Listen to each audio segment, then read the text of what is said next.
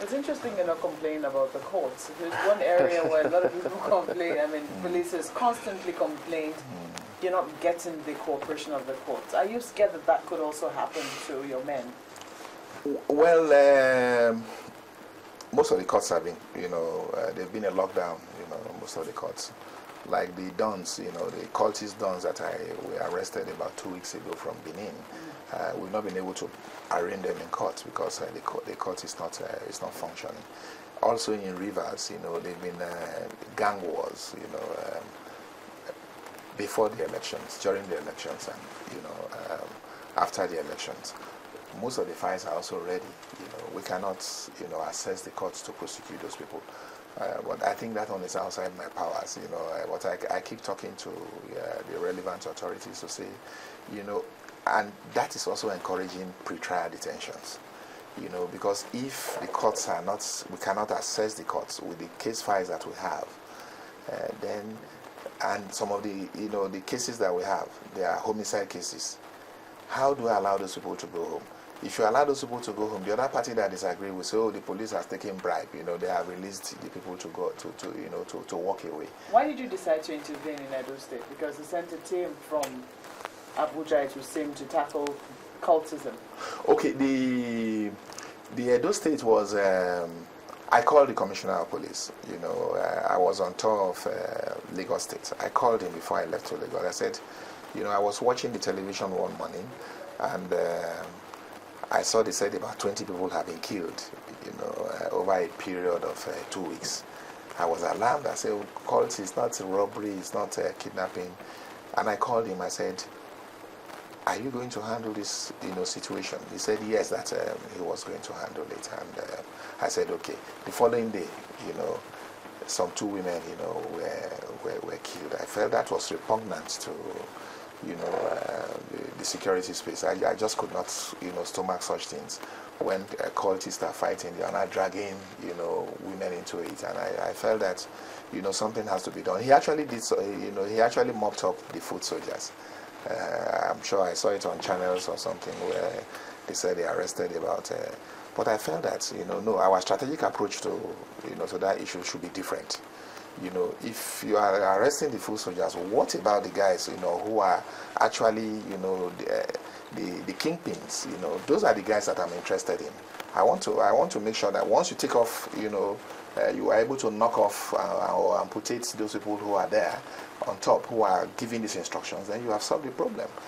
So that was why we intervened, and we have also intervened in the PT3. The area is sanitized now, so okay. I will continue to intervene in any state of the federation where I know that, a state of anomy is going to be created. I will never allow it to happen. How about, there was one case about a man who was killed, a young man who was killed in Edo State as well for that hotel. Did you intervene in that? Yes, I have taken over the case file from Edo State to review it, because I kept on getting some different versions of what actually happened. I listened to your interview with the Commissioner of Police. I also listened to the narration by the public relations officer. So I said, okay, I should be able to take over the matter, harmonize it, and see, come up with a clear-cut listing of actually what happened. Well, just quickly though, what do you expect when people go to a police station? What can they expect, and when they get there, if it's not working as it should work, what can they do? I have created, a platform. That's why I said I have opened up, the police to every citizen of this country for us to be accountable.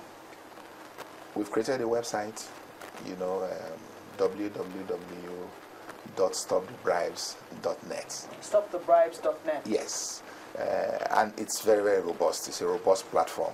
I actually had it when I was in intelligence, and when this thing happened, I had to up it, and it is in collaboration with Clean Foundation and the Canadian government.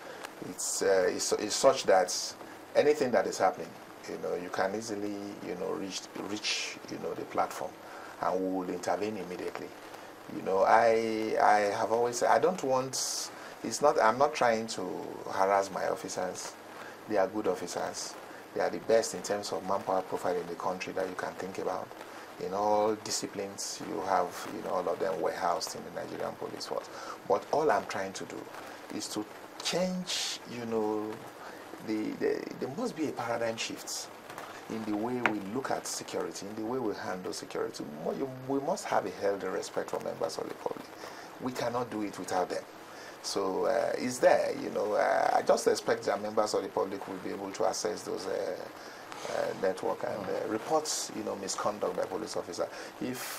Are they looked into? If public, yes, if the petition, yes. We immediately sometimes now we are getting all the telephone numbers and email addresses of all the DPOs in the country, all the area commanders, all the commissioners of police. So wherever it happens, we immediately contact the area of responsibility, the person who is in the area of responsibility, to say that thing is happening there.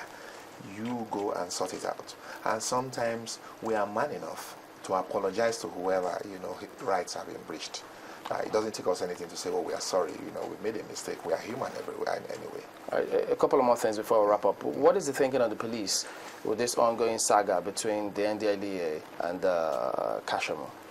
Oh, that is outside our, our purview. It's a drug matter. It doesn't have anything to do with the police. I don't think we have to intervene. There is this. Before we used to say there is this professional envy between the various services. But what we are trying to do now is that there must be this synergy. We must be able to support ourselves whenever we have issues. You're not envying them on this one. No, not envying them on this one. Just quickly though, do you think, because there was a court order and they were said the police was sent to intervene to enforce the court order? Do you think they couldn't have asked the police to enforce the court order when my office was not informed. Oh, okay. I was not served. Nobody told me about any court order, and I don't expect any of the officers to go and intervene in matters that we have not decided on. If I have a court order and I'm able to verify it from court to say it's from a competent authority, then I can give directives to the police to say, okay, please do that. But I was never served. Okay, we know that you've given direction as to how your men should conduct themselves tomorrow for this swearing, so we'll expect that we'll see you on the venue tomorrow. Thank you very much, Chamberlain. All right, and thank you also for coming on. Mr. Solomon Arase is the Inspector General of Police. We'll be back after the break.